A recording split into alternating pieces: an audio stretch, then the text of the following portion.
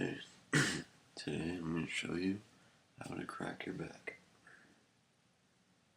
You're going to put your 2 hands, make some fists, about midway up your back.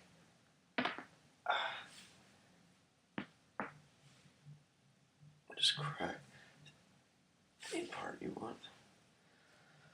That's pretty much it.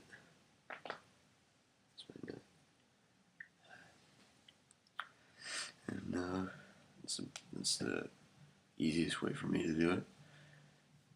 Once again, just make 2 fists, put them behind, push into your back, forcing yourself to bend backwards, which will ultimately crack your back. And thank you.